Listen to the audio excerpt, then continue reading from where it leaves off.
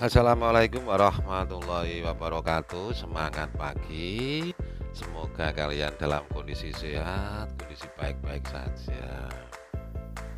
Oke, di sesi kemarin kelas 11 PPKN kita sudah sampai di klasifikasi demokrasi.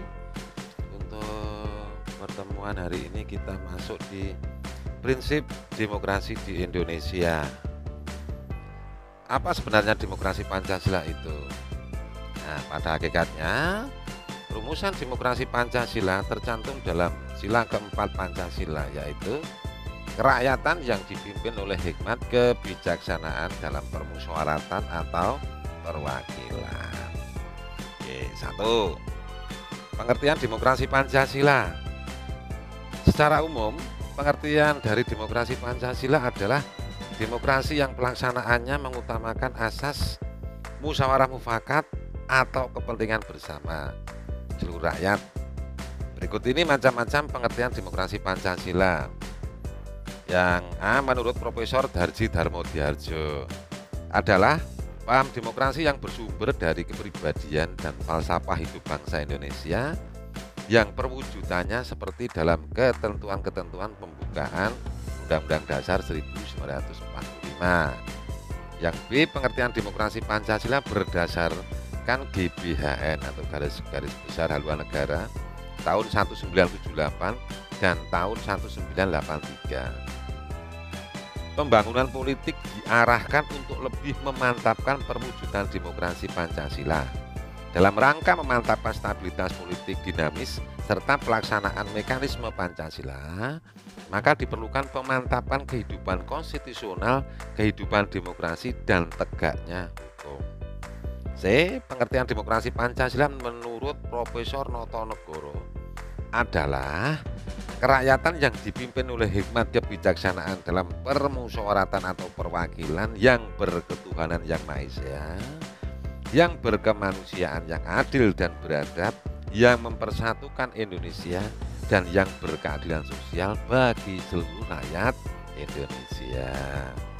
Yang D, pengertian demokrasi Pancasila berdasarkan Ensiklopedia Indonesia adalah Pancasila meliputi bidang-bidang politik, sosial, dan ekonomi, serta yang dalam penyelesaian masalah-masalah nasional yang berusaha sejauh mungkin menempuh jalan permusyawaratan untuk mencapai mufakat. Itu ada 4 konsep pengertian demokrasi Pancasila menurut para ahli, gitu ya. Salah satunya menurut Profesor Darji Darmodiarjo, menurut GBHN, menurut Notonegoro, dan menurut Ensiklopedia Indonesia. Kita lanjut yang kedua, ciri demokrasi Pancasila. Ada sekitar 4 ciri demokrasi Pancasila. Yang pertama, demokrasi Pancasila bersifat kekeluargaan dan gotong royong yang bernafas ketuhanan yang Maha Esa.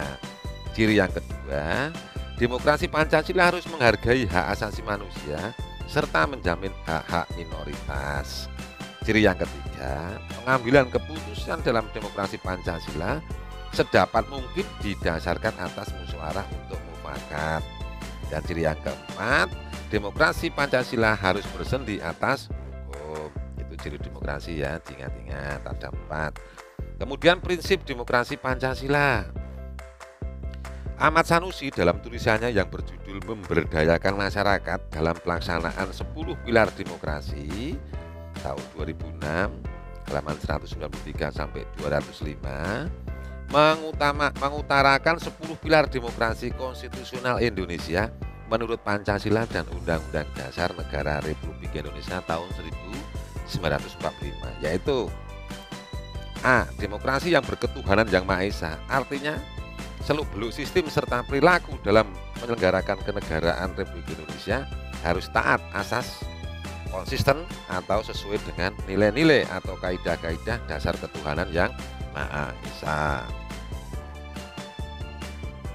Y, demokrasi dengan kecerdasan, artinya mengatur dan menyelenggarakan demokrasi menurut Undang-Undang Dasar Negara Republik Indonesia, bukan dengan kekuatan naluri atau kekuatan otot atau kekuatan massa semata-mata. Pelaksanaan demokrasi itu justru lebih menuntut kecerdasan rohaniah, kecerdasan akhliyah, kecerdasan rasional dan kecerdasan emosional. C. Demokrasi yang berkedaulatan rakyat, artinya kekuasaan tertinggi ada di tangan rakyat. Kemudian yang D, demokrasi dengan rule of law. Hal ini mempunyai 4 makna penting. 1. Kekuasaan negara itu harus mengandung, melindungi, serta mengembangkan kebenaran hukum atau legal. Terus, bukan demokrasi ugal-ugalan, demokrasi dagelan atau demokrasi manipulatif. Dan yang kedua, kekuasaan negara itu memberikan keadilan hukum atau legal justice, bukan demokrasi yang terbatas pada keadilan formal dan pura-pura. Ketiga, kekuasaan negara itu menjamin kepastian hukum atau legal security, bukan demokrasi yang membiarkan kesemrawutan atau anarki. Keempat, kekuasaan negara itu mengembangkan manfaat atau kepentingan hukum, legal interest, seperti kedamaian dan pembangunan, bukan demokrasi yang justru mempopulerkan fitnah dan hujatan atau menciptakan perpecahan, permusuhan dan kerusakan. Sampai di sini paham ya? Baik, kita lanjut. Demokrasi dengan pemisahan kekuasaan negara, artinya demokrasi menurut Undang-Undang Dasar Republik Indonesia tahun 1945 bukan saja mengakui kekuasaan negara Republik Indonesia yang tak terbatas secara hukum, melainkan juga demokrasi ini dikuatkan dengan pemisahan kekuasaan negara dan diserahkan kepada badan-badan negara yang bertanggung jawab. Jadi demokrasi menurut Undang-Undang Dasar Negara Republik Indonesia tahun 1945 mengenal semacam pembagian dan pemisahan kekuasaan, division and separation of power, dengan sistem pengawasan dan pembagian dan perimbangan, check and balance. Kemudian F, demokrasi dengan hak asasi manusia, artinya demokrasi menurut Undang-Undang Dasar Negara Republik Indonesia tahun 1945 mengakui HAM yang tujuannya bukan saja menghormati hak asasi tersebut, melainkan terlebih untuk meningkatkan martabat dan derajat manusia seutuhnya. G. Demokrasi dengan pengadilan yang merdeka, artinya demokrasi menurut Undang-Undang Dasar tahun 1945 menghendaki diberlakukannya sistem pengadilan yang merdeka, independen, yang memberi peluang seluas-luasnya kepada semua pihak yang berkepentingan untuk mencari dan menemukan hukum yang seadil-adilnya. H. Demokrasi dengan otonomi daerah, artinya otonomi daerah merupakan pembatasan terhadap kekuasaan negara, khususnya kekuasaan legislatif dan eksekutif di tingkat pusat, dan lebih khusus bagi pembatasan atau kekuasaan presiden. Kemudian yang I, demokrasi dengan kemakmuran, artinya demokrasi itu bukan hanya soal kebebasan dan hak, bukan hanya soal kewajiban dan tanggung jawab, bukan pula hanya soal mengorganisir kedaulatan rakyat atau pembagian kekuasaan kenegaraan. J. Demokrasi yang berkeadilan sosial, artinya demokrasi menurut Undang-Undang Dasar Negara Republik Indonesia tahun 1945 menggariskan keadilan sosial di antara berbagai kelompok, golongan, dan lapisan masyarakat. Itu 10 pilar demokrasi menurut pendapatnya Ahmad Sanusi. Baik, mudah-mudahan kalian paham ya 10 pilar demokrasi menurut Ahmad Sanusi ya. Karakter utama demokrasi Pancasila adalah sila keempat, yaitu kerakyatan yang dipimpin oleh hemat kebijaksanaan dalam permusyawaratan atau perwakilan. Gitu ya. Dengan kata lain, demokrasi Pancasila itu mengandung 3 karakter utama, yaitu kerakyatan, permusyawaratan, dan hikmat kebijaksanaan. Baik, kita lanjut. Demokrasi Pancasila itu mengandung beberapa nilai moral yang bersumber dari Pancasila, yaitu 1. Persamaan bagi seluruh rakyat Indonesia. 2. Keseimbangan antara hak dan kewajiban. 3. Pelaksanaan kebebasan yang dipertanggungjawabkan secara moral kepada Tuhan Yang Maha Esa, diri sendiri, dan orang lain. 4. mewujudkan rasa keadilan sosial. 5. Pengambilan keputusan dengan musyawarah mufakat. 6. Mengutamakan persatuan nasional dan kekeluargaan. Dan 7.